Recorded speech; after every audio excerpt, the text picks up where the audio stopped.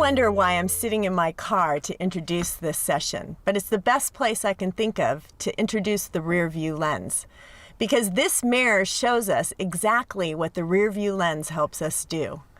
By looking back, we gain some important information for our life and for our faith. Our family can sometimes unlock some of those mysterious secrets of why we act and behave the way we do. And looking back can help us rearrange some of the patterns that maybe we've developed that we don't even know we've developed. The other angle of the rear view lens is that it helps us look back on God's faithfulness. Because when we remember what God has done in the past, then we have confidence for what's ahead. That's what David does in Psalm 143.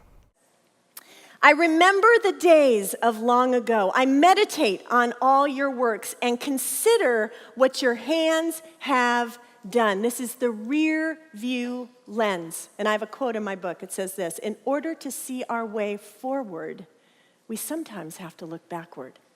Some of you know that. I call him the rear view mirror God because we really have no idea what he's doing when he's doing it. It's only when we look back and we see. And you know what? God is always telling us to remember. He's been doing that throughout time. In the Old Testament, he would tell the Israelites, remember, remember, remember. They actually used to build stone altars, little stones, piles of stones. If you go to Israel, you will hear this, that the Israelites used to do that when God did something. So that when other Israelites would walk through, they would see these pile of stones and remember that God had done something in that place. Some of you need to find your stones. Maybe they're not actual stone piles, but maybe they're your journals. Maybe they're your artwork. Maybe they're your music. I don't know how you remember, but you need to remember what God has done in your life, because so often you are walking a season where you don't know what he's doing.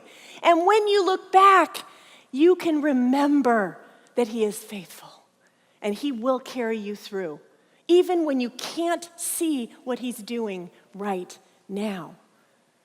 We need the rear view lens. The rear view lens helps us see.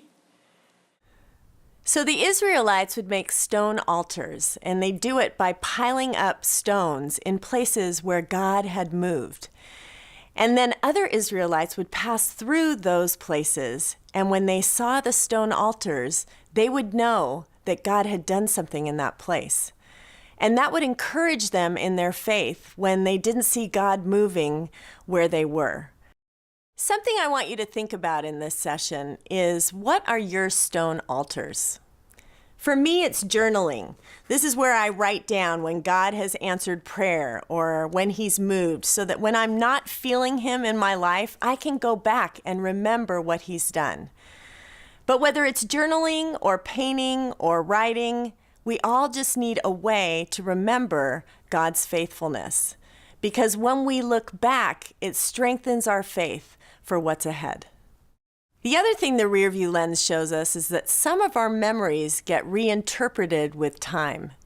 You may not want to look back on a difficult situation or circumstance that happened to you, but time may give you a different perspective on what happened. Before I got engaged the first time, I was speaking out in New Jersey, and I was speaking to about 500 youth workers at the time. And I was just training them and not talking about myself too much at all. And about lunch, I usually would go hide in the office because I just couldn't talk anymore, and then I was going to have to come out and talk again. So I was kind of getting ready for that. Everybody left. They were going to lunch, and one woman stayed behind. She came up to me, and I said, "Can I help you?" And she said, "Gosh, you know, I wanted to go to lunch and just mind my own business, but the Lord wouldn't let me." Well, now she had my attention. She took my hand and she said these words: "The Lord is going to bring you a husband." Now, let me just pause right here. I was actually a youth pastor in a Presbyterian church at the time. We don't have prophecies in the Presbyterian church. We have meetings about prophecies.